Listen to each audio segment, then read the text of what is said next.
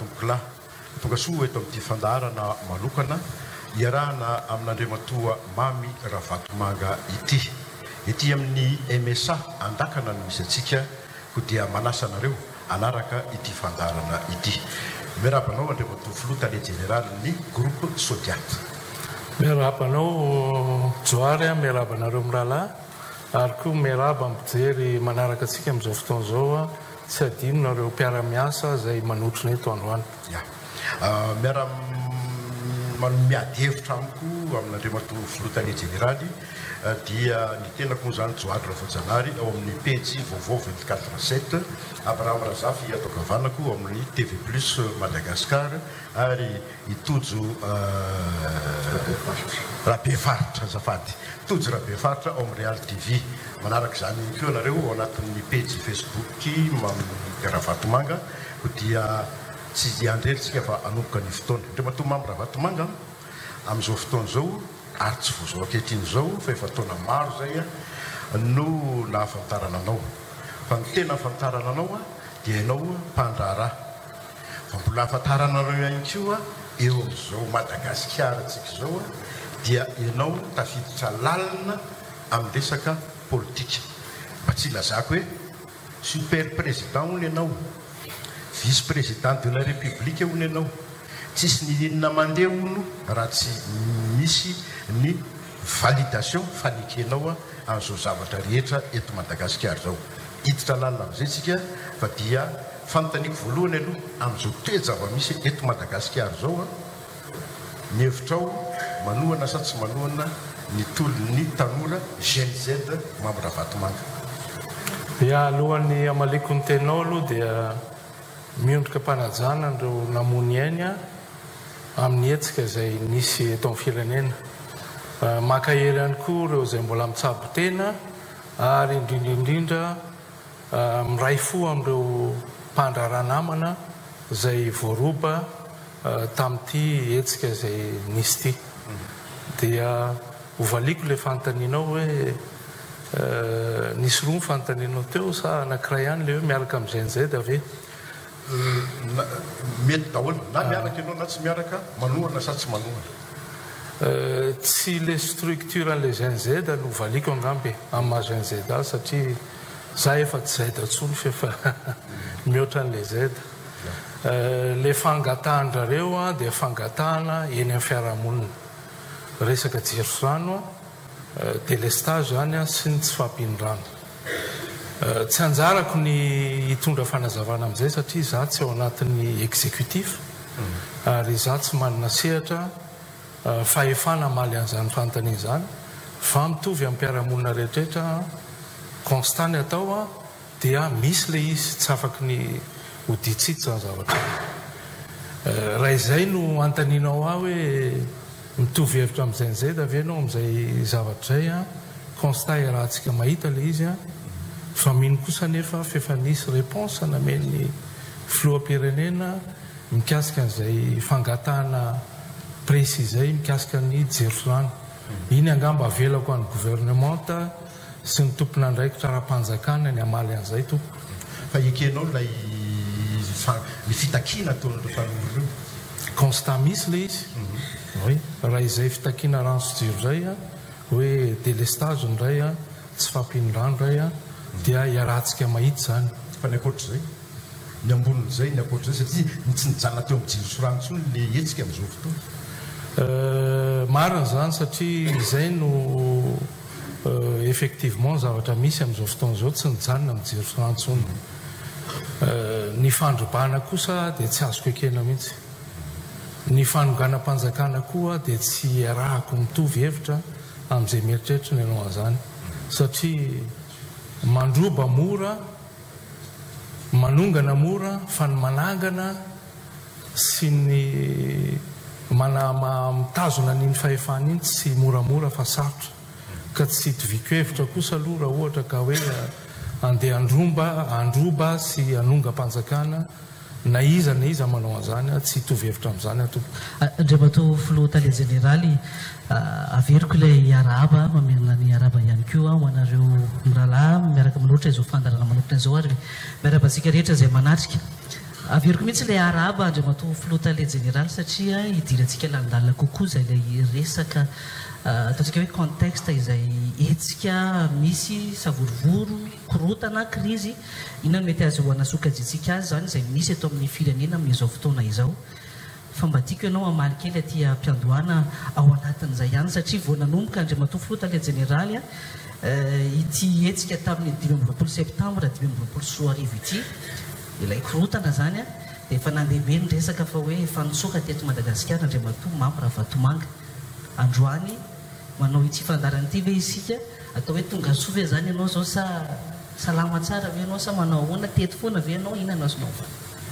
nareo angamba ny tonga soa za teto foana za teto miatrika foana ny zavatra nisy teto hitako ny etombohany ary ny aina atao anatin'izany ny alaka amin'ny mpiara-miasa tamiko maraina atoandro hariva fa teto foana tsy niala teto mihitsy atompo aterina izay araba izay topolasy tompovavy mamerina ny araba ihany koa nareo mirahalahy araka ny nambara teo voaresaka ny resaka fandrombana andriamato Mamy Ravatomanga anisan'ny voatonona matetika ny anaranao ary narahantsika ohatra tao anatin'ny fampalalama vao tao amin'ny RFI fa ianao dia manana milisy izay ny qualification entin'ny atao anatin'izay RFI izay hoe matanjaka kokoa no ny polisy ao Antananarivo ianao ve tafiditra na akaiky na lavitra sa tsy tafiditra mihitsy ao anatin'izay korotana nisy izay satria anisan'ny voateny matetika fa ny masanao tao anatin'ireny dia tsy misy nikitika mihitsy tao anatin'ilay fandrombana tsy nisy nikitika angamba aloha laviko izay fa nisy nanandrana imbetsaka nisy fanafiana natao raha tsy aka ohatra tany amin'ny poliklinika lafy nisy olona tonga mihitsy tany no ny antsoantson'ny olona any amin'ny Facebook moa zany sy indrindrandrindra reny olona any ivelany reny izay miincitean'ny olona mihitsy hoe androba sy andoro nisy olona tonga tany amin'ny poliklinika lafy fa noho ny fitahian'Andriamanitra ary noho ny fampiresahana tamin'ireny olona tonga ireny dia tsy nahavanina ny zavatra noeritreretin'ny sasany no atao natao amin'ny pardon ary efa misy imbetsaka ny fikasana fa ny tena moa zany tahian'Andriamanitra misy nireo namana ny mpiara-miasa ny havana mitondra ny tena mbavaka mitondra ny orinasam-bavaka dia tsy natateraka ny asa ratsy nyreny olo ireny eo koa ny dispositif izay apetraka satria sary-piaro eo mpiara-miasa ireo amin'ny toeram-piasana iasany dia betsaka nanao volontaire betsaka ny ankizy niara niary-tory tao niambina ny toeram-piasany ka izay ny tsy nahavanina ny fikasan-dratsy nataon'ny olona valiko ilay MSA satria le hoe fandrobana hoe miforme milisy eto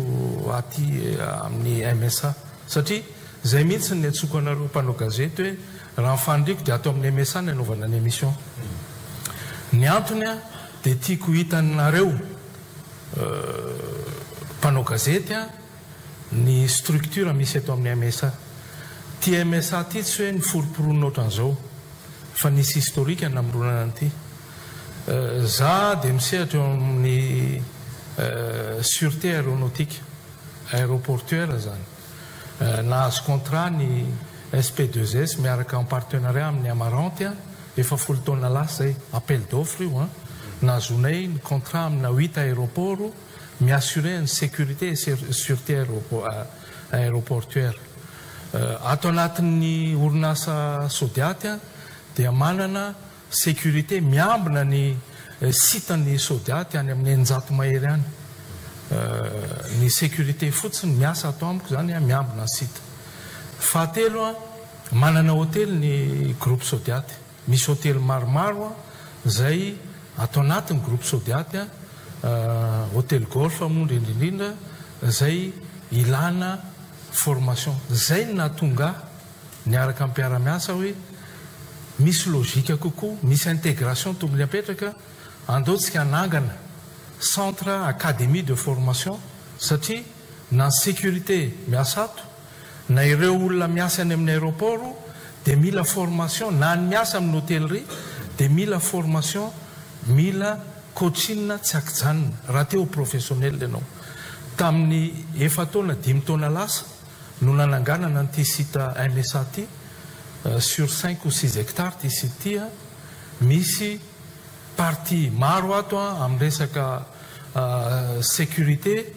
misy zone d'entraînement misy inona moa ty izy teo fanaovana musculation misy fanaovana entraînement na ringa d'entraînement sy ny sisa sy ny sisa ilaiko zany amin'ny fanofanako ny sécurité privé miasa ato amiko fa tsy resaka hoe anao milisy akory ka tsisy milisy ato afaka makaty ary afaka asaina mihitsy ny olona rehetrrehetra zay ny nanao porte ouverte il y a quelques mois ny sokatra ho an'ny olona rehetrrehetra afaka manao visite ny infrastructure nampiasaina nanaovana ty investissement ty dia utilisation interne misy ato formation en hôtellerie misy ato formation amin'ny restauration misy formation amin'ny cuisine ohatran'izay koa ny sûreté misy formation amina caméra ato fanaovana caméra scanner sy ny sisa donc tia zavatra multidisciplinaire ny ato amin'ny resaka activité zay mifanandrify amin'ny groupe koa fa misokatra ihany koa amin'ny olona zay intéressé zay indrindra eo indrindratsika andriamato Mamaravantomanga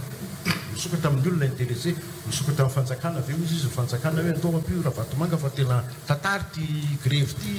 anapiko kelan'izay fanontanian-joary zay miala siny miaingotsika avy amin'ny zava-misy sur terrain zavatra hiteny akianja eny nanaraka n'izay folo herinandro mahery teo zay nisy mihetsika Andriamato Mamaravantomanga voatonona mihitsy zany ity MSA ty fa hoe anisan'ny manampy ireo zandary indrindrindrindra ao anatin'izay fitandrona ny filaminana sy ny fahalemana ao anatin'izay zakoriko zay inona no azonao ambara manoloana an'izay satria tena voatonontonona izy eny anivon'ireo mpanao fihetsiketsehana ny manonona ne mba tokony fatarina koa le olona manonona hoe iza le olona mivoy an'izany ary manana proof izy ilazany fa misy an'izany olona avaty amin'ny MSA zany mandeha sanatriavina hoe manampy ny gendarme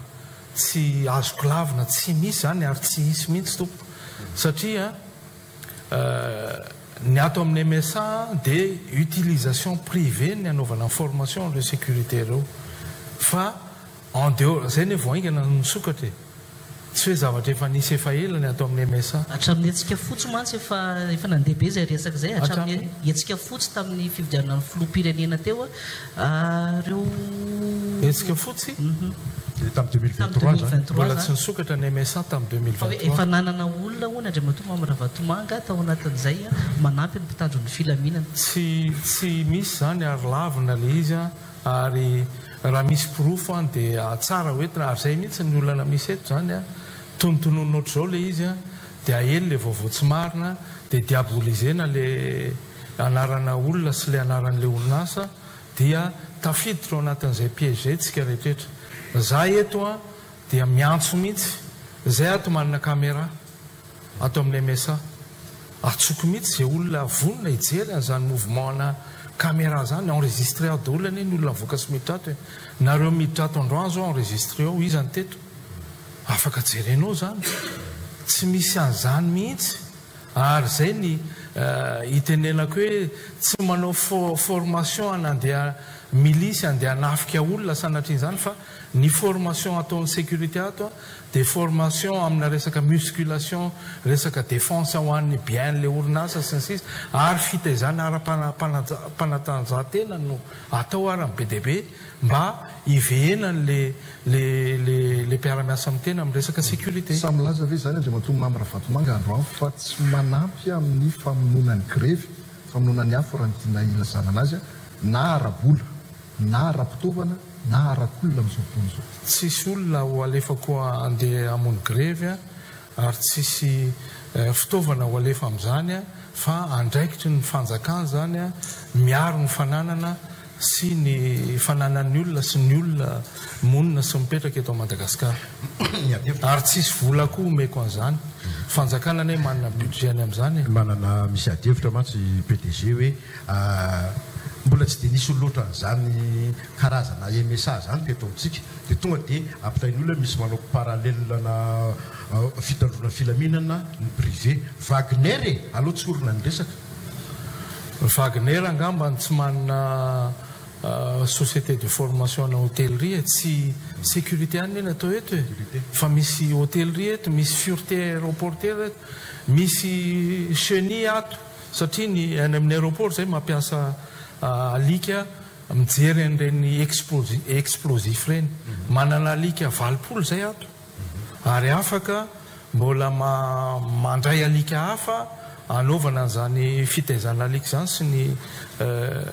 fidresena an'ireny alika reny ary ny ato misy olona spécialisé amin'izany manao an'ireny détection na explosif reny ampiasaina any amin'ny aéroport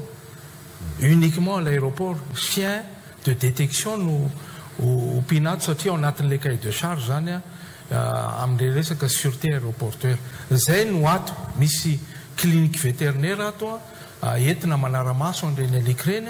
fa tsisy zavatra ankoatran'izay ary mbola miantso an'izay olona any an-trano any niza mihitsy na mpanao gazety vahiny io na eto toerana misokatra ny varavarana ato amin'ny MSA afaka manatony ianareo mijery mahita ny zavatra misy ato ary miantso koa ny zay olona koa raha te hijery izy ny enregistrement amin'ny 25 sy 24 na 23 na 20 septembre na zay enregistrement azo jereo vao raha misy olona milisy mivoaka zany tato na nisy olona non tsisy an'izany mahazo alalana moa ny fanjakana micontrôler anareo.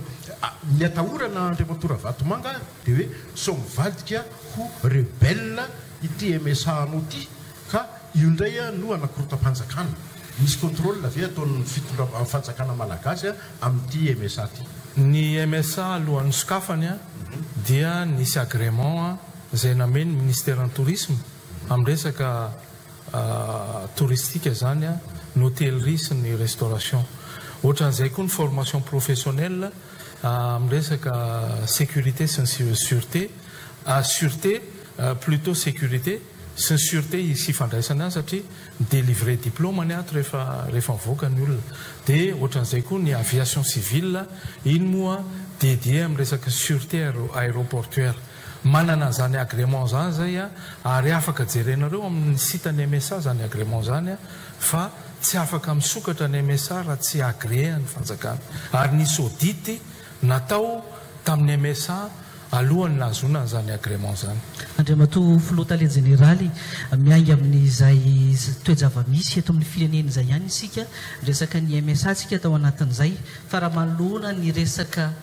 grevy miresaka amin'ny firenena-kianja indray isika amin'izao fotoana izao manahoana satria anisan'ny fanontaniana tena andrasan'ny vahoaka malagasy ngamba raha izay mihitsy no ilazantsika anazy manahoana ny fifandraisanao sy ny filoham-pirenena Andry Rajoelina amin'izao contexte iainan'ny firenena izao mialatsiny satria raha tsy ahivina kely mantsy ny tantara mialohany amalinao an'izay fanontaniana izay raha tao anatiny ity fotoam-pitondrany ny filohan'ny Rajoelina ity Andriamato Mamara Vatomanga fanontelo ny androany no nisiny ny fandarana manokana tao anatin'ireo fandarana roa voalohany tamin'ny voalohan'ny volana aprily tamin'ny taona 13 sy 14 zay niveren'olona moa hoe mety ho poisson d'avril tamin'izany fotoana zany teo ny Real TV Madagasikara, teo ny TV Plus Madagasikara, teo ihany koa ny Viva. Nandeha ny fandarana faharoa tamin'ny 12 aogositra 13 mbola teo ihany koa ny TV Plus ny Real TV Madagasikara ary ny Viva. Mialatsiny soary androany sy eto ny Viva inona no azo anazavana an'izay ahoana ny fifandraisana Andriamato Mamara Vatomanga sy Andriamato Andry Rajoelina. Vivant tsy eto fa mandeha amin'ny vivant fandaharana androany alina fa tsy voatery hoe nareo aloha zao no satria raha vivant io dia hoe kitrano trano io amboarina ny fanontaniana sy ny sisa dia izay mihitsy ny natsoina olona hafa zany mba tsy siny izay eritreritra mety ho diso zay. Ny fandraisako amin'ny filoha tsy miova araka ny teneniko deux émissions anametrahana an'izay fantany izay foana hoe manao ny fandraisana sy ny filoha io anie ny tena zavatra tediavin'ny olona ary io tediavin'ny olona ireo mitabataba ny ivelandreo ary io koa ny tediavin'ny olona mpanao politika eto toerana fa io koa ny tediavin'ny olona atao trano zany hoe atao trano tiako lazaina hoe olona manodidina amin'ny filoha-pirenena olona mpanohana ny fitondrana olona mpanohana ny fitondrana ny ediko amin'ny filohan'ny repoblika ary hoe ny korotana ny tenako sy ny filoha za eto milaza aminareo fa zany tsy mpanao politika zany tsy manana mandat politique na hoe manana titre politique azadinareo fa consul na pays anankiroa ako incompatible zany consul zany amin'ny mandat politique dia amaly anao mivatana fandraisako aminay sy filoha-pirenena dia tsy manana olana mihitsy amin'ny fandraisana aminy fa mety misy olana manana olana ireo olona ny velandreo satria mieritreritra hoe ny fandraisanay mety ny tsy fandraisanay tsony mety amaivana amin'ny filoha-pirenena diso izy fa filoha-pirenena ne lany bahoaka ary matoa izy mbola lany dia mbola mety tsy hoe mety fa misy olona ny fidy azy tao tsy mivatoko rery ny ampalany amin'ny filoha-pirenena fa vaton'olona maro no nahalany azy ka nindresaka ny edy hoe manana quota mihitsy ianao amin'ny fanendrena ireo mpiasa-panjakana ambony ka zay hoa le tsaoahely io tsaoahely io satria rehefa tsy azondrareo amin'ny resaka fanelezana tsao amin'ity dia ahely ny tsao ato ka raha misy an'izany zao fotsiny zavatra tenenareo omeo profo satria mora ny miaccuse olona gratuitement ohatran'izany fa raha misy profo hoe ty misy olona tena mijoro mihitsy hoe za tompoko tsy nome raha tsy raha vatomanga misy asevy misy mijoro ny tena zay misy tena te hijoro fa tsy satria matahotra mafy anao satria ianao le hoe super président ary any anaty administration tompoko dia be dia be ny olona no misavoritaka ny sainy satria raha olona hoe quota andra vatomanga dia tsisy samikitika dia quota andra joelona indraindray ono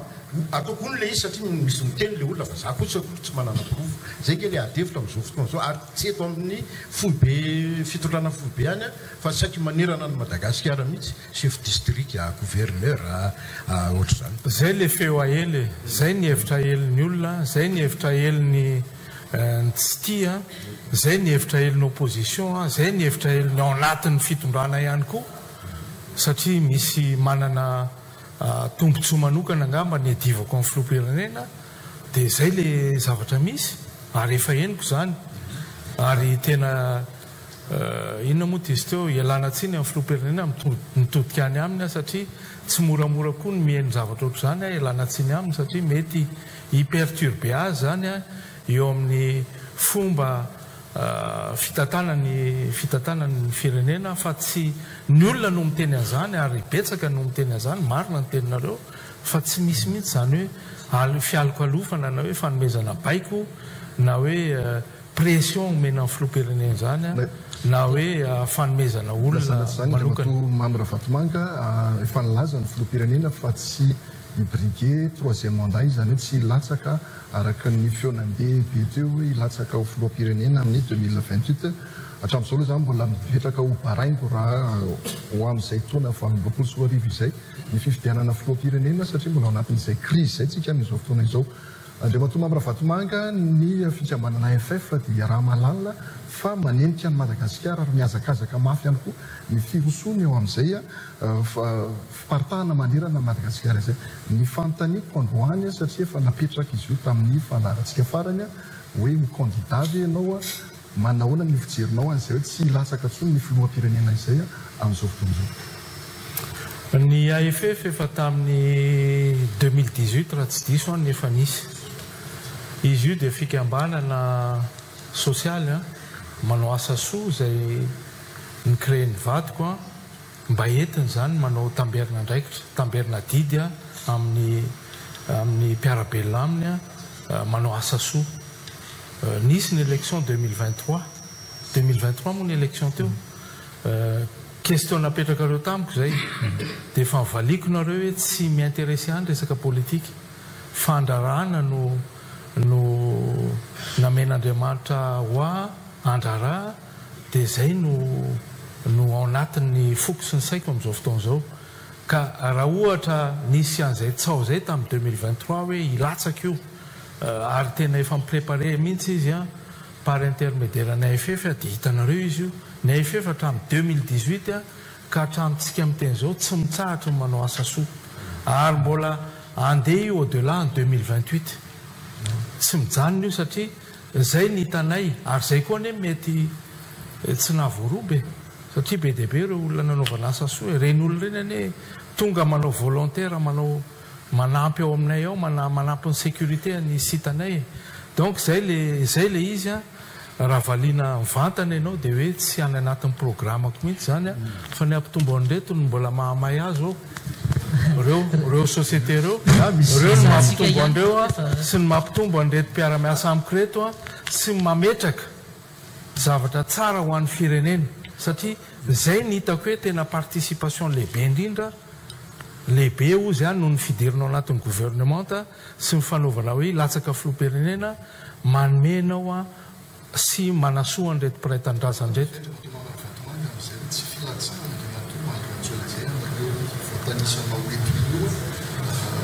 tsy hidiran'ny fahatahorana mihitsy fa resaka conviction le izy tsy hoe matahotra hoe hopotika reo zay ny tianao lazaina ary eo aloha hatramin'izao tsy tokony hopotika zany satria ho an'izay 2024 zay hoe Andriamatoa PDG zany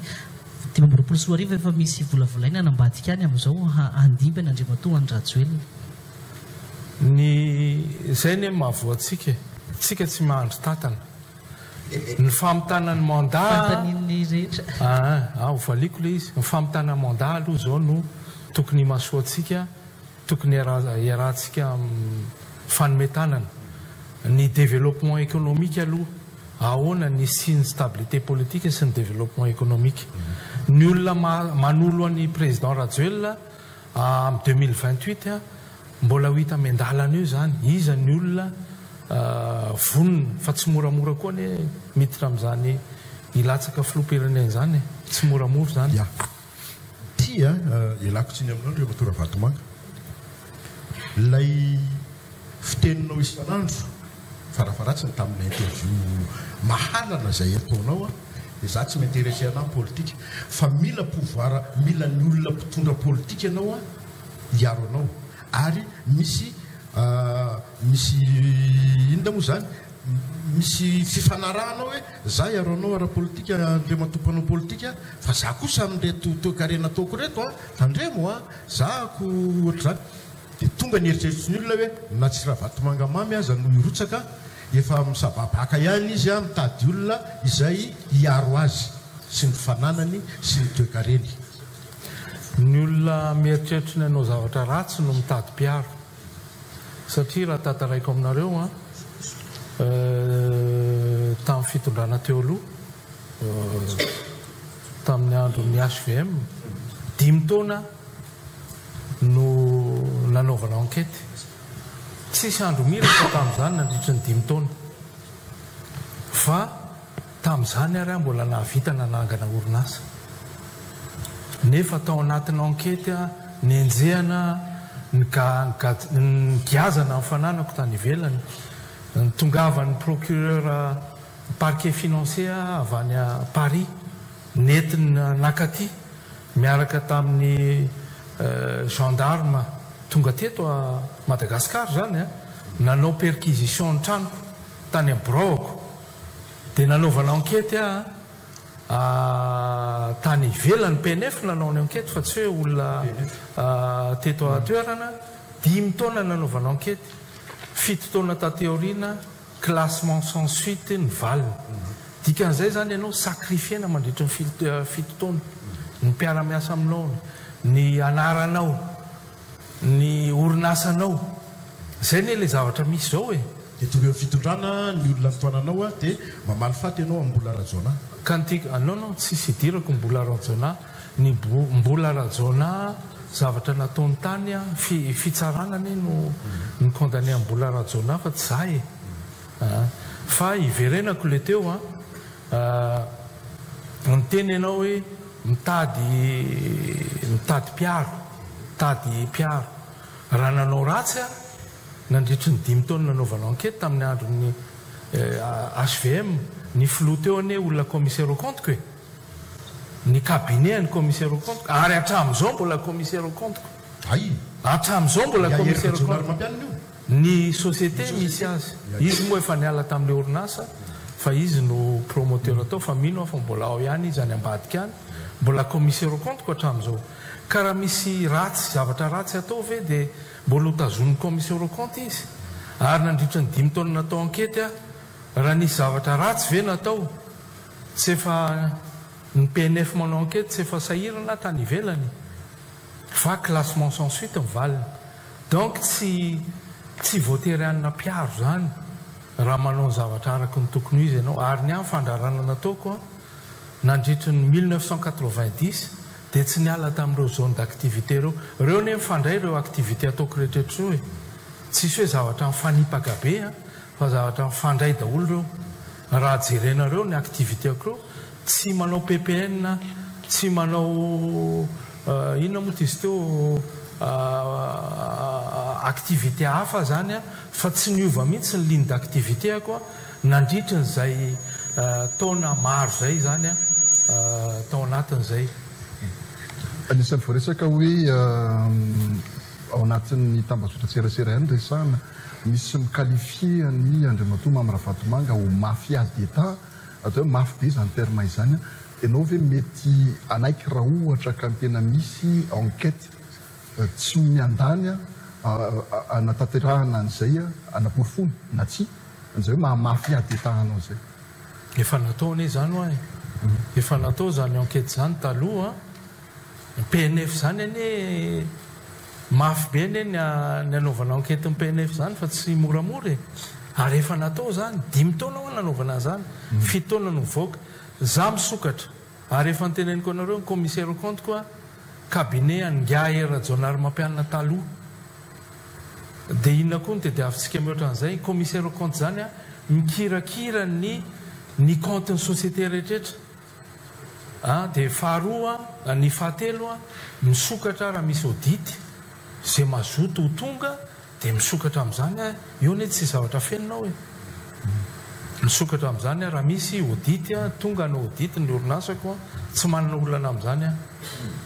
anisany voaresaka matetika tsy manana fanontaniana reo toizaka any ao anatin'le voaresaka teo le olona any ivelany Andriamatoa Mamirahavantomanga izay miantso mihitsy ny anapotehana anao ao anatin'ny le tolona misy amin'izao fotoana izao voaresaka ao matetika ary tononona matetika ihany koa izao ianao hoe nieritreritra hoe andeha hitory azy ireo sa misy action hafa mety hoentinao sa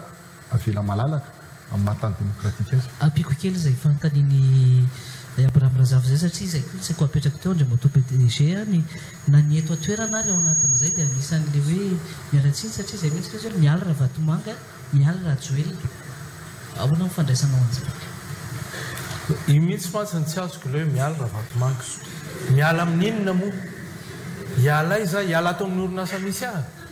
sa hiala amin'ny mahaconsul ny Serbia sa hiala amin'ny mahaconsul ny Côte d'Ivoire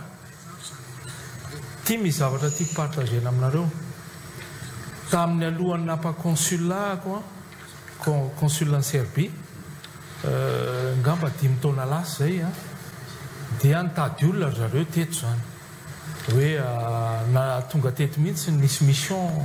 tonga teto hoe hitady olona ho atao consul dia nicontactendrareo ny tenako roa taona talohan'izay roa taona nanaovana ny enquête mikasika nanaovan'izy ny Serbie ohatran'izay koa ny Côte d'Ivoire za efa niteny tamin'ny Côte d'Ivoire hoe ny état ivoirien hoe zany efa consul ny Serbie sarotra amiko ny andeha ireprésenter pays anankiroa ianao mihitsy ny ilainay tsy roa taona kory raha fa maherin'izay nanaovandrareo ny fanady adiana mikasika zareo no micontacté izy manao fanady adiana raha misy zavatra arak'ireo filazan'ny olona etseroa reo hoe mafia, mpanao trafikana bois de rose, mpanao trafikana volamena, inona koa moa le qualification rehetrarehetra tenendrareo, reo firenen'ireo ve dia inomea consul firenena anankiroa reo dia ametraka ho consul. Raha misy sombotsombony fotsiny mikasika an'izany amin'ny zavatra misy eto Madagasikara, fa io araka ny teneniko anareo misy campagne io entina andemena sy entina hoe tena anapotehana an'ilay fitondrana moa zany, zay ny zavatra iarahantsika mahita eto dia ny tenako zany ny heverindrareo hoe akaiky ny filoha dia ahozongozona ao anatin'ilay izy. Oloa ny tena resaka koa nge Andriamatoa Ravatomanga dia ianao tsabaka tanteraka amin'ny asa fandrarana rehetra eto Madagasikara, douane, la vanille, litchi. Inona le voalohany? Douane, ohatran'ny hoe ianao micontrôle ny douane hono. Zany mitantara ako ny zavatra resaky ny olona. Douane, litchi, vanille, girofle. Vanille zao dia tena mitsitongana satria stocké Ravatomanga daholo ny vanille hono any avaratrany. Ya. Ny fitoriana efa nitory amina olona vitsivitsy any ivelany. Tiako moa anevo zao no misy le zavatra rehetrarehetra io io tsy maintsy maka fepetra ny tena amin'ny fantotoana sy ny hoe resaka zay atao ahely amin'ny tsy marina dia tsy maintsy aka fepetra ny tena zany manoloana izay. Ary efa misy efa zavatra ankory efa nataoko mikasika an'izay. Ka na fitsarana zahoana ohatrany hoe ianao mibaiko azoka izany manatena eto Madagasikara. Eny ka ny mety zay ne le zavatra ampidirinao anatin'ny sain'ny olona mihitsy hoe hito misy objectif hafa mihitsy ane le zavatra tenenina amin'izao hoe efa nazavaiko teo moa lasa mamerina an'izay foana hoe mba ny ampidinana azy ny filoham-pirenena, mba ho diabolizena mihitsy hoe ty tena olona tsisy ilana azy mihitsy le olona ty dia foronona daholo zao tsy tokony foronona hatramin'ny resaka douane resahanao hoe zany no mibaiko ny douane. Izy ao amin'ny douane mibaiko ary fahefana vaiza no ahafahako mibaiko ny douane. Ny resaka lavania teo amin'ny sehatry ny lavania efa amatona maro. Tamin'ny voalohany niaraka tamina partenaire, zany hoe nisy partenaire niarahako ny asa satria asa mbola tsy voafehako le izy dia niaraka tamin'olona tamin'ny voalohany efa 15 taona lasa zany dia rehefa avy eo zany nanao mitokana, nanao an'ilay fandrarana vania. Paseko ny zavatra détail be dia be fa za moa zany solitena amin'ny CNV, solitena ny exportateur ao amin'ny CNV misy membre maromaro ngamby izay 20 latsaka eo na 20 mahery. Misy solitena ministère ao commerce, agriculture, aménagement de territoire sy ny sisa. Dia misy solitena ny mpamboly lavania, dia misy solitena ny conditionneur stockeur, dia misy solitena ny exportateur sy ny sisa sy ny sisa. Misy secteur privé dia misy secteur public. 50-50 izy io anatin'ny Conseil national ny vania. Misy ady-hevitra be napetraka tamin'ny fotoan'androny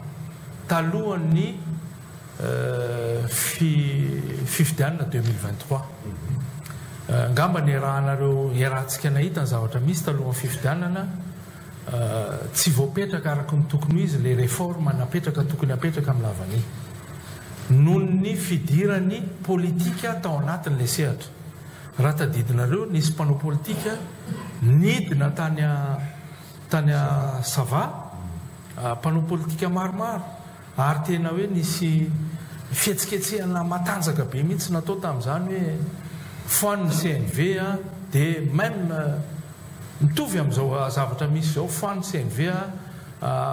esoriny apimamba ny Ravatomanga sy ny sisa monopole sy ny sisa. Ny olona mi-exporter lavaniany efa misy zato mahery aiza moa zany le monopole amin'olona zato tamin'izany io a dia hoe foany ny CNV ary libéralisé io filière lavanio zay ny fangatahan'ny olona tamin'izany dia nisy mpanao politika tena njoro ary misy vidéo an'izany afaka jerentsika archive an'izany hany dia rehefa mifoanana le izy a nanao assemblée générale zay exportateur navani tany Antala dia niteny mihitsy teo masony namana exportateur hoe ho tsarainy tantara ho atsika satria ny fandrarana rehefa idirana mpanao politika amin'ny zavatra tsy voaeritreritra tsy voahevitra dia ho tsarainy tantara eto tsika fa io réforme io ohatrany réforme rehetrretra tsy maintsy misy zavatra hiatrehana zay vao tonga amina zavatra résultat anankiray tsy nieny moa le exportateur namana dia lany tao hoe ataovy libéralisation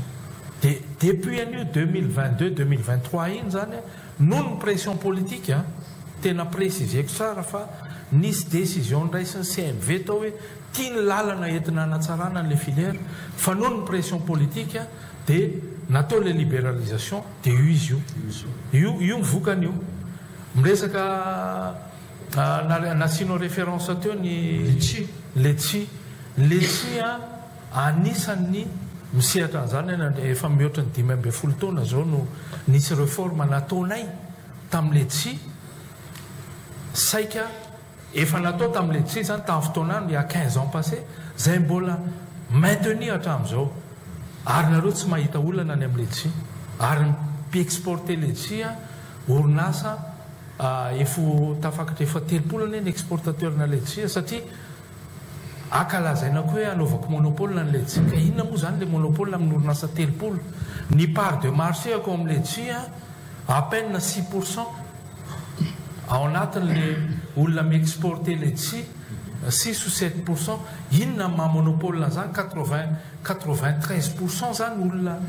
société hafa no manao l'exportation, inona maha-monopole zany fa ny olana zany rehefa hitandrareo misy zavatra mandeha afaka mantany letsi nareo ny mpanondrana letsi tsy manana problème ary ny objectif anay voalohany dia hoe ahoana ny fomba isécurisena nireny tatsara eto ary zay ny vany mission voalohany dia hoe ny ahatsara ny vidin'ireo tatsara ny vokatry ny tatsara priorité numéro 1 ny letsi raha ny ainga maka exemple 100 ariary efa 1000 ariary izy zao zany hoe miakatra foana vidiny any amin'ny tatsara faniny vanille PDG mitovy vidy amin'ny arcovera zao mikilaoan'ny vanille satria zay le libéralisation nidradradradrain'ny mpanao politika namahana n'le izy ary ny président de république tamin'izany voatery tsy maintsy naka fanapa-kevitra hoe vao ara le izy dia io izy io fa za miteny amin'ny mpanao lavania todika amin'ny namana mpanao lavania mbola azosika reny io lavany io azo atao tsara manarina an'io fa miantso ny namana mpanao lavania aza manaiky ho rebrebe ny mpanao politika ary miantso koa ny gouvernement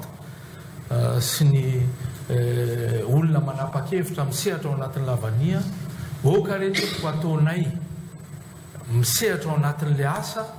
ny fomba hanarenanay ny zavatra misy fa aza tsabahanareo ny asa aty amin'ny privé satria zay ny malala ny mamay anay zay ny mahita ny solution io fa raha io idirana mpanao politika idirana anti-olona rehetrarehetra ty dia anaovana diabolisation tsy zavatra andeha io ary zay ny résultat hitantsika zao resaka gouvernement ianao mialatsiny resaka gouvernement ianao tao anatin'izay resaka lavanily zay andre mato mamyraha vatomanga ny zava-misy amin'izao fotoana zao rava aloha ny gouvernement miandro ny fanendrena zay hosolo ny prime ministre sy ireo mpikambana ao anatin'ny gouvernement sika amin'izao fotoana izao ny ahoana ny fijerinao an'izay fanapa-kevitra no raisy ny filoham-pirenena izay tamin'ny fandravana ny gouvernement manoloana n'izao crise misy eto amin'ny firenena izao izay voalaza ihany koa aloha zany hatreto fa dia olonao andre matoa tsy christian izay tsy afaka tsy azo gozongozonina mihitsy tao anatin'izay fito taona mahery volana vitsivitsy zay zay ve ny tena vahaolana mbola manan'olona ao anatin'ny fitondrana ve Mamoravatomanga ihany koa fanontaniana roa zay. Fanontaniana voalohany hoe ahoana ny fahitanao ny fandravana ny gouvernement zay le izy. Ngamba efa mamaly amin'ny apahany ilay fangatahany ireo mpitokona le izy en particulier ny GNZ hoe misy lesika eto amin'ny resaka ranso-jiro. Efa namaly ny filohan'ny République hoe raisiko ny responsabilité. Fandraisana responsabilité nataony voalohany dia ny fandravany ny gouvernement. Voalohany aloha nanala ministre ny énergie izy dia rehefa mbola nipetraka ihany le fitakiana dia nandrava ny gouvernement izy faharoa. Donc efa misy valiny amin'ny apahany zany zay ary zavatra tena important dia ny fanekeny fa anitsy ireo zavatra tsy mety izy na mikasika ny jiro sy rano na mikasika ny fitantanana amin'ny ankapobeny. Efa tena humilité be ane zany ry zareo olona élu ane olona io e. Donc efa nieno izy ary nieno ny oatra ny fienoana raha zavatra navaly. Zay ngamba ny avaliko an'iny mikasika an'le hoe ka iny fitakiana teorine satria rehefa nidiran'ny C11 le izy zay tsy lany tamin'ny fifidianana zareo dia nitaky ny elan'ny Florajoel dia zay ngamba ny avelantsika amin'ny mpanao politika sy ny mpiaino sy ny mpijery no andinika hoe misy légitimité zany ve zany fangatahana zany. Fa tsy nanaiky ve anao tamin'ny Tsay Christian Lesoro? Io fanapaha-kevitra politika. Zay ny fantatro ny filoham-pirenena fa mety dia manaja an'izany tsika. Tsisy tokony hampalahelo mihitsy satria ne prime ministre amin'ny malagasy fa tsy prime ministre korery. Ka tsisy tokony hampalahelo mihitsy fa asa mpanjakana ny ataony ary matoa izy nitazon'ny président nandritra ny Tsay Christian azadinareo fa nitendrena tamin'ny andron'ny Ngia Rajaonarimampianina président Rajaonarimampianina fa tsy hoe nitendreny président Rajoel. Donc na izay fotsiny ary le fahadisoana am'le hoe zany ny imposé an'ny prime ministre Tsay Christian le olona efa voatendry melohany fa tsy hoe tamin'ny andron'ny président Rajoel izy voatendry. Fa 2018 any izy vokatry ny 73 député dia ny maro anisa tao amin'ny assemblée azadiniko dia Rajoel ihany ny proposé azy tamin'ny Rajaonarimampianina le consensus tamin'iny azadiniko anefa prime ministre Tsay Christian olona diplomate. Donc mety mahadiplomate azy no fidianana azy nametrahana azy ho prime ministre mety zay le critère tamin'izany fa ngamba ny tsy dia valaparatsika izy fa za mahafantatra ny prime ministre Tsay Christian fankalala zay satria tale général ny Solima izy tamin'izany za prestataire ny asa tao amin'ny Solima. Anisany hoe izy zany mampiasa an'ireo camion citerne-reo tamin'ny 94-95 niarany asa zay amma prestataire ny Solima. Zay no mifankalalako taminy resaka professionnel. Satria verina kely amin'le fitoriana napetraka ao amin'ireo olona atao hoe manompa sy mitady an'izay fanesorana anao izay eto Madagasikara ve le fitoriana napetraka ao sa tany ivelany ary nampiasa an'le karatra mahadiplomate anao ve anao zay? Ny fitoriana tsy amma diplomate satria ny fanozongozona ny tena ny fanaratsiana sy ny opa sy ny sisa ataony mazaha fa donc fitoriana manokana le izy napetraka teto toerana sy tany velany. Makasika ny atao hoe maimizinao eo amin'izay fitondrana ny firenena izay anisan'ny voaresaka matetika ihany koa izay fitsabahanao ao anatin'izay antsoina hoe marché public ny nizatsika anazy angamba Andriamatoa Mamoravatomanga voaresaka matetika tato ato indrindrandrindra mahakasika ny prise en charge ny fonctionnaire ao amin'ny orinasa tantananao eo amin'ny polyclinique ilafa misy ny dossier avoakan'ny olona ny anatina Facebook misy ny fijoroana vavolombelona hoentinao anatin'izany ahoana ny metinao anazavana n'izay hoe prise en charge ny fonctionnaire ao anatin'ny orinasa tantananao izay tena tsy misy marina ve nitsindry ataonao mahakasika an'izay satria misy ireo manao prise en charge zao tena miala tatiraka ary ny anao aloha tsy fantatra hoe voaloha foana izay vola izay fa raha nyresaka mandeha ihany koa dia voaloha foana ara-dalàna izay vola izay. Misy historique kely omeko anareo ny polyclinique lafy a efa tamin'ny 1995 a no sokatra 95 saiko izy no président tamin'izany. Tamin'ny 2004 no nahazo agrément hitsabo ny fonctionnaire eto Madagasikara 2004 hatramin'ny 2004 ka hatramin'izao zany a mandray fonctionnaire foana ny polyclinique lafy. Tsy ny polyclinique lafy rery mandray fonctionnaire fa mandray fonctionnaire ny mialatsiny manonona anarana orinasa ny Institut Pasteur, mandray fonctionnaire ny clinique de sœur, mandray fonctionnaire ny Pitsabo Mkambana, mandray fonctionnaire ny clinique Anosbe, mandray fonctionnaire reo clinique privé rehetrareo ny IMM, mandray fonctionnaire daholo reo olo reo. Misy fotoana zareo tsy nandray an'izay tsony najanony prise en charge. Maninona rehefa polyclinique no mandray an'ilay marary dia anaovana resaka be. Ny tsy fandraisan'ireo olo reo prise en charge anazy manokana iny. Fa ny critère fandraisana ny fanomezana prise en charge tamin'ny 2004 nazonay agrément dia misy benchmark nataon'ny fanjakana tao. Misy tarif agréé tao fa tsy hoe polyclinique lafy agréé dia manao an'izay facture tiany atao. Misy engagement, misy cahier de charge ao. Zany hoe raha atao scanner le olona dia tiany tarif agréen'ny fanjakana mikasika ny scanner iny. Ary ny scanner ataona iny dia tokony hitovy ny prix ny scanner ataony amin'ny OMI.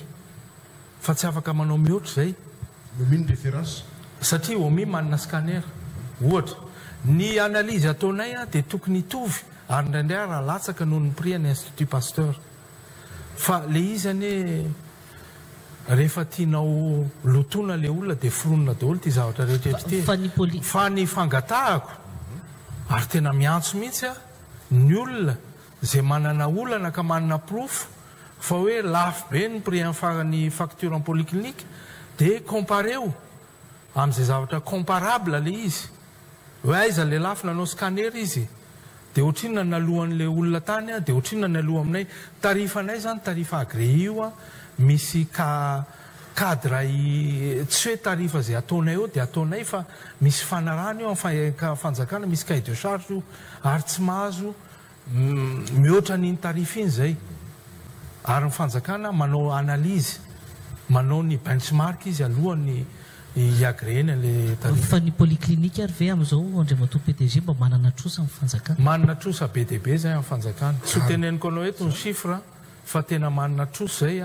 amina miliara amin'ny fanjakana. Nefa ny endriko hoe raha vao tonga no ny facture en finance ny facture ny polyclinique de lafy dia tena mikoropaka daholo afaka mandohan'ilay izy. Raha misy proof an'izany ianao dia avoay ary zay manana proof an'izany dia eto fa afaka sokafoko aminareo ny livre en polyclinique hoe zao ny trosa amin'ny fanjakana dia afaka miaraka tsika makany amin'ny ministère mpandony vola dia jereo ovinana azo ny paiement ny polyclinique dia ireo centre hafa ovinana azo fa tsy marina zany. Tsy marina zany. Ny témoignage nataon'ny colonel Patrick atao anatin'ny Facebook ireny misy ilay vidéo lava be ireny nataony Azafady. Le vidéo nataon'ny colonel Patrick mahakasika ny hoe afindra ny polyclinique lafy ny fonctionnaire ao amin'ny ohatra. Ka inona moa ny vidéo ny azy ny teneny daholo zay tonga ao an-tsainy ahoana moa ny accrédible ny zavatra ohatr' izany mila proof ane rehefa miteny zavatra anankiray ianao hoe fa tsy tenenina fotsiny ohatran'izao hoe ianona manao an'izao ianona manao ameo proof dia tongava aty amiko aty. Zay ny mahafiatsy ny Mamravato manotiry avana tsisy proof mihitsy eo am-pelantanana kanefa ny olona miresaka foana fa ianao daholo any ambadibadika rehetrarehetra any sy mampiasa fahefana noho ny fifanakekezanao amin'ny président Rajoelina. Zay nge ilako tsiny le fomba fiteniko fa mivatambatana PDG. Zay no atao anatin'ny sain'ny olona fa misy koa ny olona tsy tratra amin'izany tsy ny olona rehetrarehetra nitratra amin'izany raha anao an'ity émission ty be dia be ny olona nanome courage nakasitraka satria izany tsy dia tia miteny izany raha hitanareo tsy dia miakatra antenne tsy dia tiako loatra no mise justifie ny tenako nanisy an'ireny tenin'ireny colonel nytenenao teo raha tsy namaly mihitsy fa fotoana zao tokony hamaliana hitenenana dia tsy maintsy miteny satria efa sangy mihoatra ny loha le izy donc tsy azo atao ntsony ny mangina fa ny resaka colonel Patrick tsy mitombona mihitsy ary tena fanasoketana tsotra zao le izy tsy mitombona le izy manamafy kely fantaniny Abrahama teo atao anatin'izay anisan'ny efa nametrahana an'izay fitorian'izay ve ny colonel Patrick zany indray matomamo raha vatomanga raha toa dia tsona le anatiny nisy fametrahana fitoriana fa izy moa tsy etiko maninona koa moa no mitsoka raha manana proof sy manao marina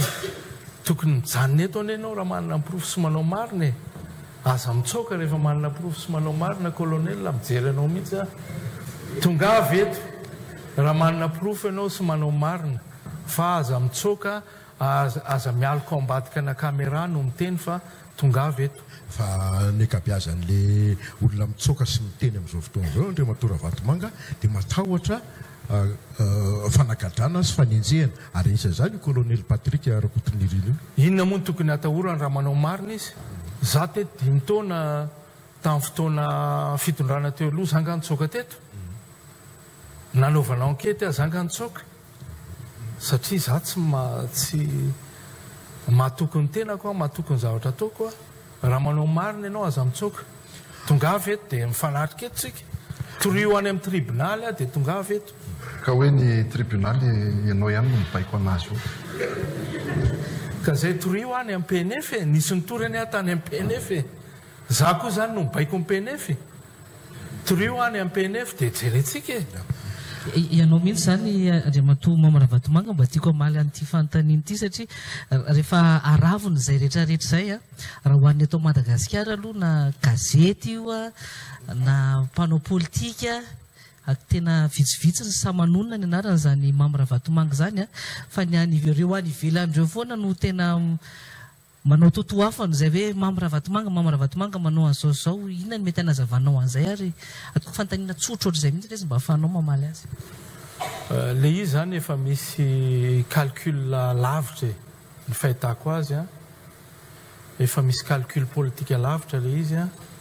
dia zay olona mety atahorana anelingelina dia aratsiny amronana dossier tadio tsara fa talohany 2023 any nisy zavatra be dia be koa nahatonga nanao émission tadidinareo tamin'ireny resaka bois de rose dia navoaka mihitsy le dossier le faux dossier ao anatin'ny site koa le faux dossier zany hoe dossier iny falsifiendrareo le izy asiny blanco dia scanene dia avoakany hoe ty le exportation ty le anina bois de rose izy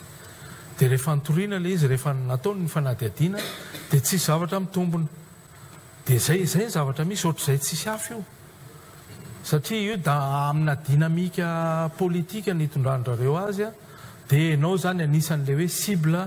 tokony ho enjehana dia manentsika ry zareo Andriamatoa Mama Ravatomanga fanontaniana ity tao anatin'izao fitondrana Andriamatoa Andry Rajoelina zao ve efa nisy redressement fiscal na azo ny société anao isa taona misy redressement fiscal isa taona ary za mihitsy mangataka atao redressement fiscal satria ny banque financier dia mangataka an'izay hoe tsy maintsy misy compte audité zany hoe ianao rehefa mandrara dia tsy maintsy manana compte audité ianao certifié ny comptenao ary tsy maintsy misy attestation de régularité fiscale raha zany tsy mahazo crédit sarotra amin'ny banque ny ampindram-bola aminao raha tsy olona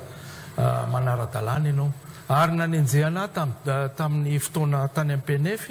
dia hoe fraude fiscale blanchiment fraude fiscale trafic na bois de rose sy ny sisa zay ny nanenjehana tao anatin'ny fraude fiscale zay ny nahatongavandrareo teto tonga teto izy nijery an'izay ary azafady tozaka ny le fampaniko le PDB ny mpandrara mitaraina fa mitratra amin'ny redressement fiscal abusif dia ianao koa ambadika izany olo hoe toa dia sorona le izy hoe anisan'ny voateny tao anatin'izay ny resaka gastropizza kasainao vidiana dia tsy nanaiky avy eo nanaovana an'izay resaka redressement fiscal zay dia efa anao zao ny ampahany betsaka amin'izy io amin'ny gastropizza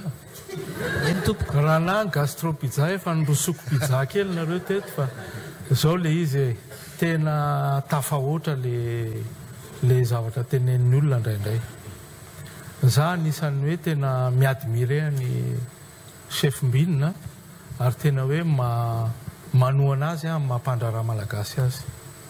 tsy mbola nanana eritreritra mihitsy na indre mandeha raha hoe hividiny gastropizza tsy mbola tsy nanana eritreritra an'izany ary tsy hanana eritreritra an'izany mihitsy ny redressement fiscal ny gastropizza tsy dirako za ratratrako zany hoe tratra ny contrôle fiscal ny orinasa rehetrrehetra ny tokony ho tratra ny contrôle fiscal daholo satria izay inona moa ny anaovana investissement eto Madagasikara ny mpandrarany mamelona ny firenena anankiray par intermédiaire ny impôt sy ny douane ny karaha mampiasa mpanjakana zay mpandrara no anisany hoe participer amin'izany karaha mampiasa mpanjakana zany fa io resaka ela lazaina fa na gastropizza dia mampalahelo ary tena todika aminao zandrilahy satria fantatro ianao fa zandriko no ny sopatra ataony namana reo tsy mahatotody ny hotely zay ananao analakely dia tena mampalahelo izy ary tsika tokony isy fifandraisana bebe koa ny samy malagasy satria tsy azo atao kosa tsy moramora miary sy hoe manangana orinasa zany ary gastropizza mitovitovy ny etomboanay samy ny aingy amina zavatra hoe kely dia nitombo dia zao ve ny anaovana an'ilay olona ninninona zavatra misy tsy tokony victimisenao zao kosa le mpandrara malagasy dia hopitehanao nyfananana doranao sy ny robainao moa ndrindrandrindra tsy azo ekeny zany anisan'ny tombohan'izao krizy iainan'ny firenena izao ndre mahatonga amin'ny Ravatomanga ny fangatahana ny jiro sy ny rano izay atao hoe zofototra tokony ananany olombelona tsirairay avy ny anton'izay fantaniko izay ny resaka jirama satria nisy fotoana ihany koa izy io andre mahatonga amin'ny Ravatomanga indrindra tamina madiana anazy ho société anonyme dia ianao no voalaza fa anisan'ny mamotika raha izay ny lazantsika anazy ny société mba hahafahanao vidy ny jirama amin'ny vidiny mora efa nilavinao moa izay tamin'ny taona 2020 sy 2020 fa averiko apetraka izay fanontaniana izao ao anatin'izao contexte izao ka zay le izy rehefa zavatra negatif rehetrrehetra dia za satria izay zany netiny mety hoe possible hoe aminonan'ireo orinasako reo sy hoe aminonana mihitsy zay le izy fa tsy hitako tsony izay avalinareo satria zavatra tsy noeritreretina ary zavatra tsy morane zany hoe andeha hamotika orinasa mpanjakana zany aiza moa fahefako manao an'izany afaka manontany ny olona miasa ao amin'ny jirama nareo ny olona tompona ndraikitrao nareo fa tena tsy efa sangy mihoatra ny lola izy fantatsika zao fahasairana ny firenena tsy vo amin'izao hoe krizy zao ihany hoe korotana fatranotaloha misy déficit budgétaire enjana be zany eto Madagasikara dia mandeha ny resaka hoe ianao no mamatsy vola fanjakana zao mba anaovana ny tsiro dia onerana fanjakana ambonimbony le zavatra hitanareo zao zavatra tsy eritreretina maha olombelona mihitsy zavatra tenenao zany tena hoe c'est le monde à l'envers ozy ny fitenena hoe za ndray ny andeha maty fanjakana za raha manambola amin'ny fanjakana par intermédiaire en polyclinique zay miandry ny anaovana ny recouvrement-ko ahoana moa ny ahafahako ny fahefana sy ny vola ahafahako manampy ny financer fanjakana hitanao foronona daholo ny zavatra azo foronona fa tena ary zavatra tsy ao anatin'ny eritreretinao mihitsy le zavatra resahan'ny olona zay ny mahagaga resaka orinasa isika Andriamatoa PDG fanambonao moa mbola nampy reto efa maromaro misoratra eto ao anatin'izay ao anatin'ny mangarara satria anisan'ny efa manomboka tononona inan-kianja amin'izao fotoana izao rehefa voizina ihany koa ao anatin'izay ny hôtel Colbert efa anao ve izy io raha anao fomba hoana Andriamatoa Mamaravatomanga amin'izao vanim-potoana izao no ahafahana vidy hôtel 5 étoiles raha tsy anao dia inona azonao ambara mahaloana izay zava-misy za aloha efa manana hôtel 5 étoiles efa ela tonga dia valiko ianao efa ela nanana hôtel 5 étoiles fa tsy ho zao ny za misehatra eo amin'ny hôtely valiko ny vatana anao mikasika ny Colbert ny tompon'ny Colbert teo aloha dia Corse nationalité Corse sy Neptune satria nyresahana koa nividiko Neptune dia aleoko tonga dia valiana miaraka le izy tompon'ireo orinasa anankiroa ireo dia Corse ny olona mividy azy raha tsy diso vao tamin'ny heritaona raha tsy diso dia Corse ihany koa ary afaka jerenareo amin'ny sitiny Neptune sy Colbert misy an'izany annonce zany ane nisy annonce nataony tamin'ny Express de Madagascar za ny intervention ko amin'ny Colbert sy any amin'ny Neptune client nay amin'ny golf le tompony dia nahita ny réalisation tato amin'ny golf rehefa nahita réalisation izy dia hoe mba tiako raha mba ny équipe technique anao satria za nisy gasy sy mauriciana namitanyio golf tato misy mpiara-miasa amiko mauriciana zany namitanyio golf tato andakany io dia ny angavy izy hoe mba tiako hitovy standard amin'ny zavatra ataonao ny atao ary amin'ny Colbert dia en tant que prestataire zany manana contrat nanao appel d'offre izy manana contrat mazava tsara ny réhabilitation ny hôtely io zay ny réhabilitation ny MMP BTP ny manao ny réhabilitation ny hôtely io ary efa nameny akoa ny réhabilitation ny hôtely Neptune misy contrat zany io ny Corse ane tsy manome ohatrany hoe lova tsy mifindra mijanona amin'rareo le izy zay ny zavatra misy tsy Mamaravatomanga tsy anahy io fa Corse ny tompony teo aloha ary mbola Corse koa ny tompony amin'izao tsy izakany izay fanontaniana zay satria anisan'ny nandresaka nandehany koa Andriamatoa Mamaravatomanga ny fatapahan-jiro tany amin'ny golf tany Full Point tany amin'ny Azora satria efa nandeha nyresaka hoe nisy tsy fifanarahana intsony teo aminao sy ny filoham-pirenena ahoana ny mety mahakasika an'izay hoe marina ary zay fa tsy nahalohan'izay tsiro zay na hoe tsy nandoa ny hôtel ny zavatra misy dia zao ny golf Full Point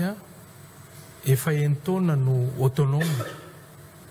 manana solaire zay dia manana batterie dia manana groupe ny courant any Full Point tsy maharaka sady instable dia efa enitaona teo eo nefa nakafanapahakevitra hoe tsy possible ny anao développement na resaka touristique amina coupure lava amin'ny resaka jiro zany tany Full Point sady tsy maharaka le capacité dia nanao investissement na solaire koa sy batterie zany hoe efa 10 na enitaona lasa zay efa autonome ny golf Full Point ny jirama teo zany nanao ny installation tarika ny jirama tamin'ny vao nanomboka dia nametraka transfo teo dia rehefa tsy ilaiko tsony le installation dia azony jirama taony no naseiko najanona le fa lasa polémika be le izy ny jirama fa tsy mando facture ony anao zay ny resaka ka zaho autonome zaho autonome mety misy ny litige na facture mety hoe tsy tovina hevitra amin'ny resaka consommation satria zaho autonome donc tsy miaffecté mihitsy le fisine tsy fisiny jirama ka mifandraiky indrindra amin'izay hoe mety hoe mbola fifandraisana eo aminao sy ny filoham-pirenena andrajoelona zay Andriamatoa Mamaravatomanga tsy sanatria nona fiainana manokana ao anatin'izay fa hoe du côté politique no ijerevantsika an'izay hoe rehefa nandeha zay resaka tsy fitovikevitra zay a nandeha ny seho niaraka tamin'ny zanalahy foana ny filoham-pirenena rehefa tsy mifakahazo tsona nefa ny anareo am'raha lahy taty aoriana rehefa nanokatra sy nitokana ity centre MSA ity ianao hitazana ihany koa ny zanakao lahy zay sampany voalohany aloha zany hita tamin'ny ainao manjery tao anatin'izay inona no mety hanatsavanan'izay inona le fanontanianao satria tsy azoko hoe inona ny ifandraisan'izay amin'ny ao anatin'izay ny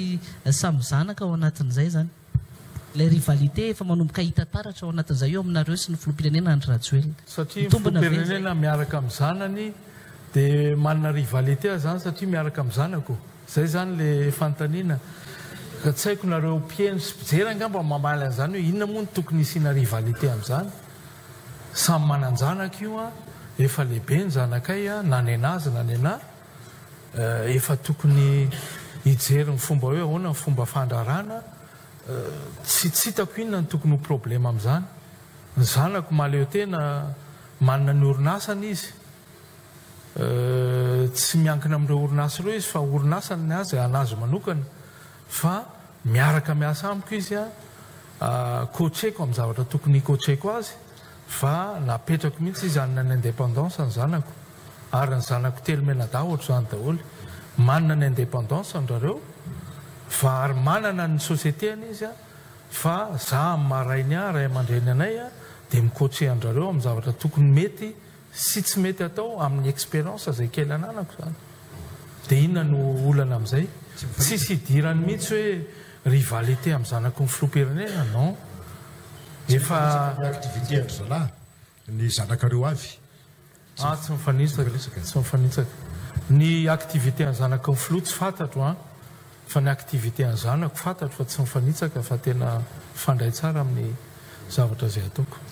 mbola fanontaniana ihany tikatra manitikitika ny olona andriamato mamy Ravatomanka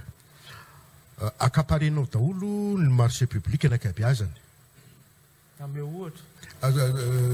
tsisy ohatra mbola zay ka zay le olana amintsika tsisy ohatra koa fa zay le olana resaka lesahany ny olona fa tokony zay foana miresaka BTP miresaka travaux publics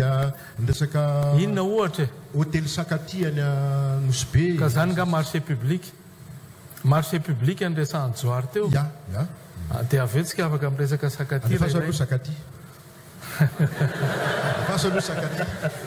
ny marché public teneniko anao ary ho teneniko eto mety tsy fantatritsika fa za nanao ny marché public tamin'ny fotoan'androny io Coliseum io ne zany nanao an'io ny société MMP BTP nanao an'io Coliseum zay alehantsika isan'andro io nanao appel d'offre tamin'izany ny fanjakana dia namaly tao SMATP namaly tao ny Colasy fa zany nazo an'le marché zany moins 10 ans ary tadidiko mihitsy ary ny filoham-pirenena ny teny tamin'izany sao dia tsy ho vitanao io monsieur Ravatomanka dia io zao zay ho atsika le tsy mifampatoky samy malagasy dia io izy eny ara fa ataovy araka ny tokony izy marché public azoko tamin'izao fitondrana zao teneniko le izy satria zavatra tsy afenane zany io gymnase ny Tamatavy io dia izy io hitatsika io vita sa tsy vita appel d'offre koa io afaka vérifienareo zany appel d'offre ny marché public azoko en Majanga mitovy amin'io Tamatavy io amin'ny ankapobeny zay marché public azoko tamin'ity fitondrana ity anankiroa reo sa misy hafadiniko zareo fa zay anankiroa zay marché public azoko ary efa saika tsy anao ary satria justement noho le resaka mandeha dia ho teneniko ihany koa marché public misy resaka alefa any hoe nanao marché ana tomobile dia hoe avy telo efatra eny ny vidina tomobile Toyota dia zao no lazaiko anareo itsika zay tsy mahalala n'io filoham-pirenena io dia oka tsy hiteniteny foana zahako zao mivarotra Toyota eto Madagasikara tsy nekeny ny amarotako Toyota amin'ny fanjakana fa nyteneniny hoe ameo any ny fournisseur directa fa ianao mpamoaka an'le entana fotsiny dia ny fanjakana mandoha an'le tomobile directement any amin'ny fournisseur Zany ny fomba fiasan'io flow io. Nety taminao zay izy? Kanety amiko satria dikan'izany mijery an'le kitapo-ny vola ao fanjakana izy satria manadiso azy zany le hoe avy telo avy efatra eny le prix amin'le fitenenan'olona tsisy zavatra mitombona. Zany ny fiasana ary tena afaka verifienareo zany. Zay. Manaraka sakaty. Sakaty, ya. Ny sakaty misy namana, mpandrara namana nanatona satria za pakany Anosy indraindray misy klinika ataoko moa an'izao noho ny fangatahan'ireo opérateur touristique ireo dia nanangana klinika any Anosy. Dia io mpandrara namana io zany mitaraina hoe zaho izy nahazo an'ity sakaty ity efa tamin'ny 2018. Dia zay tamin'ny andron'ny Rajonary Mampianina zany no nahazo an'ity. Eno izy tia ny dossier-ko tia ny cahier de charge fa za vonona ny iréactiver ny investissement zay ataoko amin'ity toerana-ty. Aiza ho le izy dia hoe misy partie ny sakaty io izy no azoko 17 hectares sa 18 hectares fa sakaty iray manontolo ane 360 sa 400 hectares tsy fantatro fa misy partie kely zany azo ary sakaty koa feno hôtely privé eo anaty sakaty zay tsara fantatritsika. Dia io partie kely io zany azony dia nyteny izy hoe anao activité aho izy amina hôtellerie par rapport amin'io sakaty io. Dia raha tadiditsika nisy forum mateto nataon'ny ministère en tourisme tsy tadiditsiko tamin'ny taona 2021 izy iny talohan'ny fifidianana na 2022 nisy mpandrara be dia be nanao karazana promotion zany ny état malgasy tamin'izay fotoan'izay. Dia anisany nyresahana tao io sakaty io. Dia io olona investisseur io zany ny teny hoe za vonona miaraka amin'ny partenaire ary tonga teto le partenaire ny hoe ireprendre ny activité io. Dia naka renseignement zany dia nyteny ny fanjakana hoe raha tena manana partenaire izy hiaraka aminy professionnel vonona tsika misy continuité de l'État eto Madagasikara. Zavatra efa nataony ny fitondrana teo aloha tamin'ny 2018 ka raha malagasy le olona vonona anao investissement eto inona moa maharatsy azy raha toizan'ilay investissement zay an'io zavatra misy io. Nakalalana tany aminao moa zany sa mba niresadresaka? Resadresaka. Fa tsisy hoe idiranao loatra sakaty. Tsisy idirako sakaty. Fantaniako farany ninahy ty fifandraisan'ny Mamy Ravatomanga sy ny mpandrara indo pakistanais ny karana zany ratsoro. Mifanakaiky be ve sa tena raharaha samy mpandrara sa raharaha ahoana? Tsy manan'olona na mpandrara indo pakistanais na frantsay na sinoa tsisy olana mihitsy mpandrara amin'ny ankapobeny. Tsika hoa tsy ho tafavoaka mihitsy raha izay ny toetsaintsika eto. Ny olana misy eto zany ny tena olana dia ny malagasy samy malagasy mifanenjika ary ny tena matetika olana misy dia mpandrara malagasy samy malagasy mifanenjika. Fa tsorali tsy olana ka misy za tsy miteny hoe enjeo ny mpandrara vahiny fa za kosa aloha tena sarotiny satria raha tsisy mpandrara vahiny eto tsy misy raha tsisy investissement eto tsy akatra mihitsy io PIB io tsy androso ny firenena anankiray. Ny privé ane mampandroso firenena fa fanjakana ane tsy mahavita ninny fa za tena miantso ny mpandrara vahiny andrara na vahiny io na ninina nationalité rehefa mametraka vola eto amin'ny tandrazantsika izy dia tokony ajaintsika ary tokony accompagnentsika. Fa za kosa nefa sary-piaro amin'ny fanenjehana mpandrara malagasy mitovy amiko. Zay kosa aloha dia tsy tokony isy mihitsy ao amin'ny mentalité antsika malagasy dia mitodika amin'ny namana mpandrara malagasy mba tokony hitovy amin'reto mpandrara vahiny reto tsika amin'ny fanometanana. rehefa misy tokony hifanomezan-tanana ary zay tsy mahay sobika mahay fatambaro izy ny fitenenina donc tokony tsisy mihitsy le fanenjehana ninonninona matoa misy mpandrara anankiray mahavita mamorona asa ho an'ny mpiray tandrazana aminy dia mila dera izy zay matoa mahavita an'izany izy efa manana amiko ananako estime satria tsy moramora manangana orinasa zany tsy moramora ary tokony asitena mihitsy mpandrara anangana surtout mpandrara malagasy mampalahelo ane raha mandeha amin'iny akoron-drano iny tsika dia mba jereo hoe firiny amin'ireo immeuble akoron-drano ireo firiny mba any malagasy amin'ireo za tsy mana problème ao amin'ny vahiny azaka tiana ny vahiny aleo izy andrara tokony hitovy ny règle de jeu fa mampisitona ny saintsika fotsiny hoe firy amin'ireny immeuble eny akoron-drano ireny mba ho amin'ny malagasy tena malagasy mitovy rasy aminao tsisy mitaraina aminao ve ireo mpandrara karan'ireo hoe raketen'ny fanjakana mbola tsy nainao an'izay kosa aloha ijoro foana vendry mato mamra vatomanga raha ohatra ka misy mpandrara malagasy ary enjehana amin'ny tsirariny mijoro ary tsy tokony ao anaty tokony naturel zany tsy tokony isy fanontaniana apetraka akory ary zany fa raha misy mpandrara malagasy enjehana dia tokony naturellement tokony mijoro ny malagasy satria tsy moramora io mamorona asa io ary ny mamorona mbola vita ihany fa mitazona n'le orinasa tsy moramora tena zay ianao andre matomba maravatomanga fantaniana efa napetraka taminao ihany izy dia averiko aminao indray le izy androany satria hoe eo amin'izay fiarovana ny mpandrara malagasy zay vao tonga ity fitondrana andrajoelona zay ataoko hoe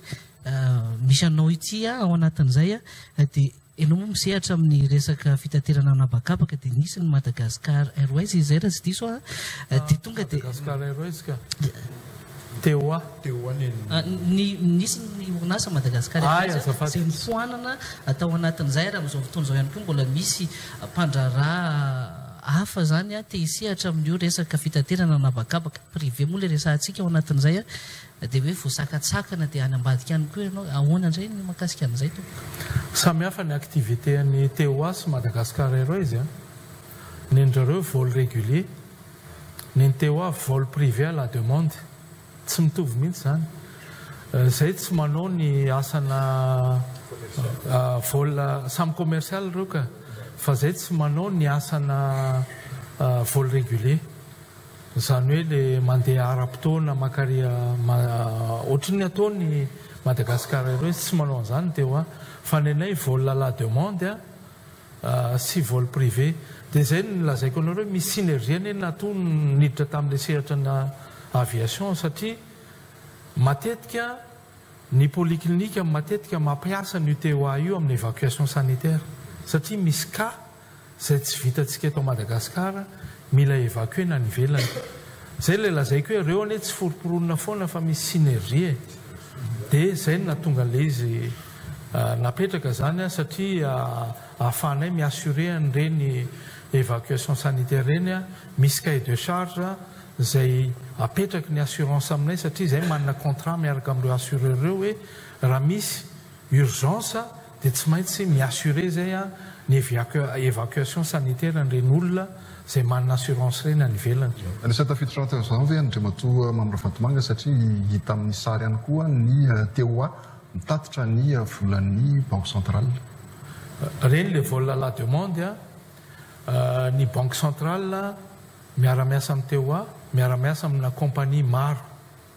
mitatitra ny volan'ny banque centrale zay oui suivant ny demande ndrareo ary inona anao polémique be iny volan'ny banque centrale inona lefa tany Diego iny fa tsy volan'ny volako na volan'ny filoham-pirenena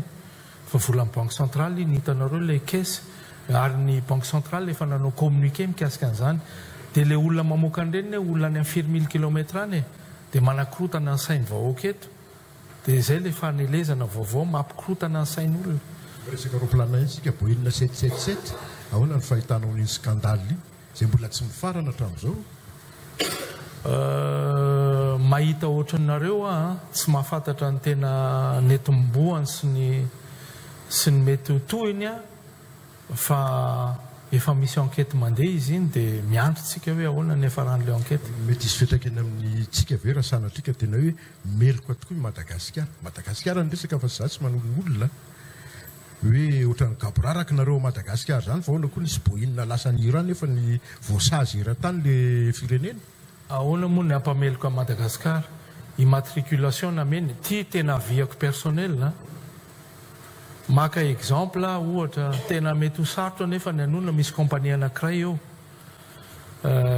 immatriculé ataontsika hoe Dubai tsy maninona fa tononona ihany le izy Emirates dia mitondra volamena izy na mitondra passager clandestin na nanapaka le compagnie hoe andana makany Iran ianao dia le immatriculation ve ny sazina le firenena me immatriculation sazina zay le izy ka zay le fanontaniana mipetraka le olona nanome immatriculation ve ny tokony ho sazina raha ohatra ka tratry olona io je prends le cas pire hoe mitondra volamena na nitondra drogue na nitondra sokatra espèce na nitondra fitaovam-piadiana dia le firenena nanome an'le immatriculation le roplanina ve no sazitsika sa le olona ny opéré an'le avion ny autorisé an'le vol no tokony ho enjehana zay le aviako personnel fa tsisy afaka manome le autorisation raha tsy olona mpitondra fanjakana donc amin'ny anaran'ny fanjakana malagasy eny ka zany miteny aminao hoe raha ohatra ho any autorisé ny tsy ny matriculation no omeny ny fanjakana malagasy fa ny autorisation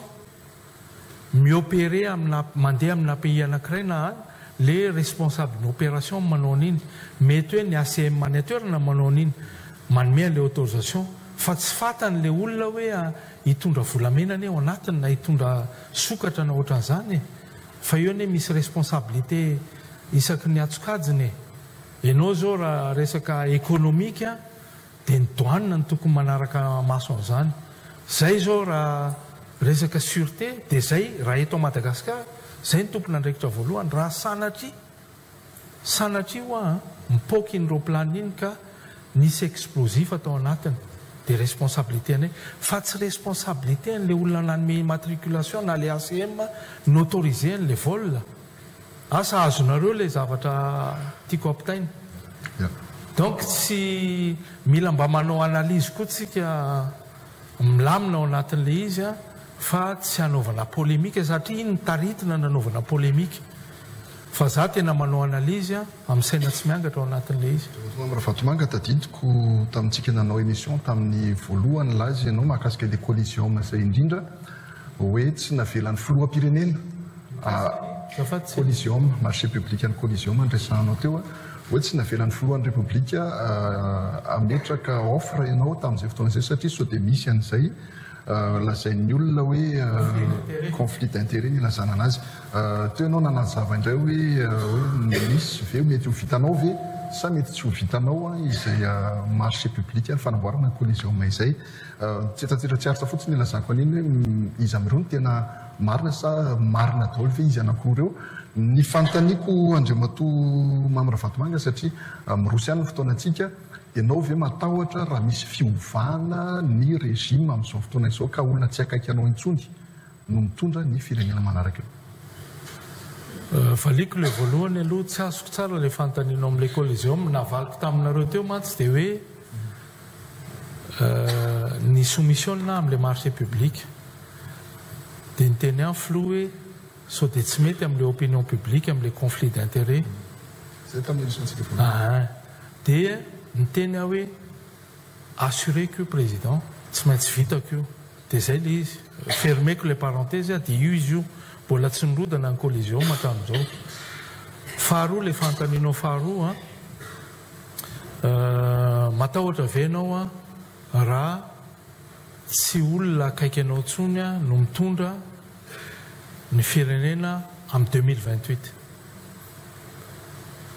nisy olona kaiky any nitondra firenena tamin'ny teo aloha e. Fa le olona kaiky indrindra raha mety manahirana satria nandritry ny 5 taona tsy napetrany. Ary za tsy natahotra fa teto foana. Zay ngamba ny avaliko azy. Fantaniko farany izy rahalahy Andriamatoa Mamy Ravatomanga atsika firenena farany anisany farany mahantra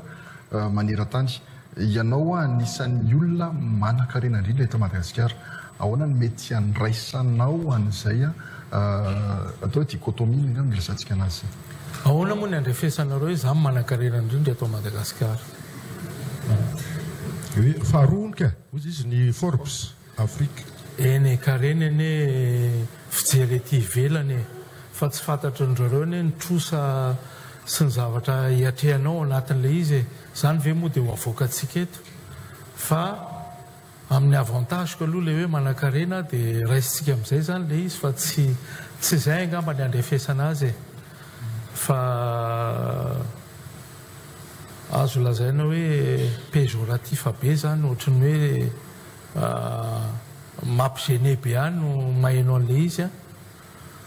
Ao anatina firenena anankiray ny tsy maintsy misy foana ny olona saranga samihafa e. Naiza firenena misy no mba tsaratsara kokoa ny fari-piainany a, misy no eo ny fari-piainany ary misy ny sahirana. Iny dia tsy mahavaly fa Andriamanitra ao ambony no mahafantatra ny valin'izay. Za tsy mahavaly an'izay a, fa zay ny toe-piainan'ny olombelona amin'ny ankapobeny. Misy ny olona mba hiangarany vitana dia tonga amin'ny sehatra misy azy izao. Misy sanatrian'izany mipetraka amin'izay misy azy ihany a. Fa za aloha ny engagement moral koa sy ny tena hoe mipetraka ao anatin'ny saiko dia hoe raha mbola misy ny azoko zaraina ho an'ny mpiara-belona amiko sy ny mpiara-miasa amiko dia manao arety moa zany miteny manaroatra miteny an'izany fa ato amin'ny groupe Sodiaty hatramin'ny etim-boany hatramin'izao gratuit ny sakafo. Misakafo gratuitement reo mpiara-miasa amiko reo rehefa any amin'ny toeram-piasany. Ngamba ny vitsy ny toeram-piasana misy an'izany ary azoko atao tsara mirere an'izany satria iny mba vitako zany eo amin'ny fanampiana mpiara-belona amiko dia ataoko aloha izay vitako. Faharoa manaraka an'izay nanomboka tamin'ity taona ity dia ny SMIC ato amin'ny Sodiaty groupe Sodiaty dia 500 000 ariary. Zay ny zavatra vitanay zany ary tena fierté anay zany hoe mba mapakatra an'ilay fiarim-piainana eo amin'izay tratra an'ilay mpiara-miasa. Fa misy tarana koa hoe tena enjana be ny discipline ao amin'ity groupe Sodiaty anao ty tena masika be,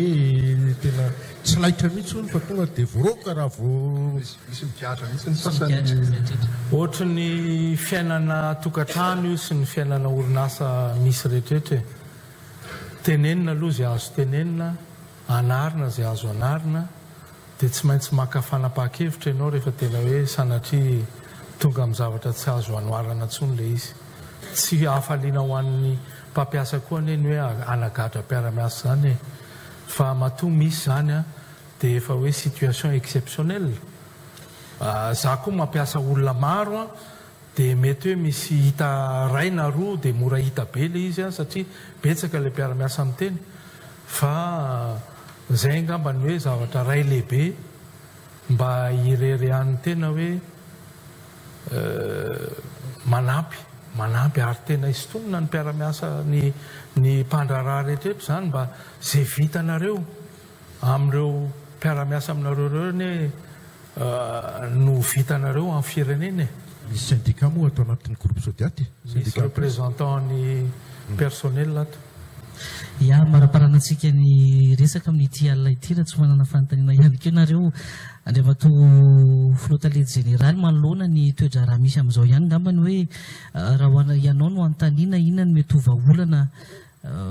arosonao manoloana izay le contexte politika mafapana amin'izao fotoana zao izay mbola mety ve io ataontsika hoe ataoko farangisosiny satria izay no ilazany eny akanjaza ao anatin'izay hoe herisetra ho atao amin'ireo mpanao fihetsiketsehana ny répression ataon'ireo force de l'ordre ihany koa amin'izao fotoana izao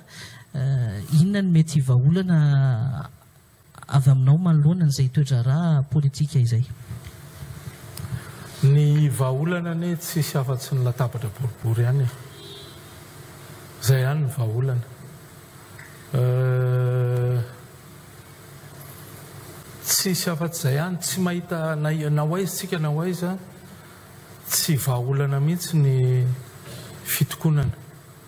sy ny fandrobana surtout fa ny fipetrahana eo amin'ny latabatra boribory ihany ny vahaolana ary rahantsika mahita ny zavatra nisy tamin'ny 25 au soir fa ao anatin'ny indray mpimaso ane dia very ny fananan'olona indray mpimaso dia sanatria ve 2009 dia expérience ohatr'izay foana ve ny tokony ho averintsika eto amin'ny tokony mba misy éducation hafa amin'izay koa tokony passeny zany zavatra zany satria tsy hoe zavatra mahafinaritra fa zavatra mampalahelo ary ny mampalahelo dia be ny gasy voadona ao anatin'ilay izy surtout tia mandoro fananan'olona privé akoatra ny fandoroana sy ny hoe fandrobana fivarotan'olona dia ny tranon'olona privé dia zany ve no ataontsika fiainana eto dia izay zany na hoe alao miresaka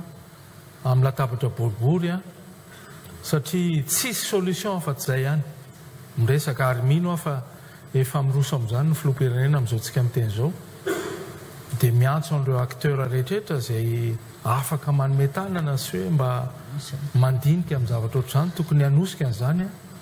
fampiresahana amin'ny latabatra boribory zany saroko kely tampoka miala sy ny zokojoary ao anatin'izay satria miresaka ianao hoe ny dinika dadabatra ihany no vahaolana amin'izao toedrara misy izao raha nanao lahateny ny filoham-pirenena na fony izy tafaverina teto Madagasikara rehefa avy any New York natao anatiny ireo ataontsika hoe fifampiresahana nataony tsy mbola niantso ny mpanao politika mihitsy izy na nitafiditra tao anatin'izay ihany koa na ny hoe ny fananganana ny gouvernementa ihany koa tsy nisy firesahana sy antso natao an'ny mpanao politika ao anatin'izay fa ireo tanora ny tena natsoina zany hoe ireo tena hoe manao hetsika amin'izao fotoana izao vahaolana ve ilay manilika ny mpanao politika ao anatin'izay ny fihetsiketsehana nisy teto dia fihetsiketsehan'le génération Z zay ny début-any ihany sy mpianatra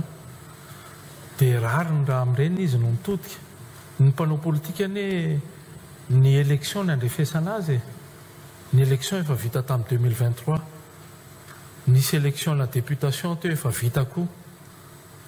dia izay ny andrefesana an'ireo mpanao politika ireo raha ohatra ka hisy considération ny politicien ny président dia tokony le olona manana député ao amin'ny assemblée no tokony fampidiniany raha ohatra misy an'izay considération politique zay dia anazy no mahita hoe inona no fomba hitondrany an'ilay izy fa ny mpanao politika dia ny fifidianana ihany ny hitsarana ny herin'ny mpanao politika ary za koa mba tena hisitona ny saintsika manaraka amin'ny fandaharana fa mbola tsy tatoato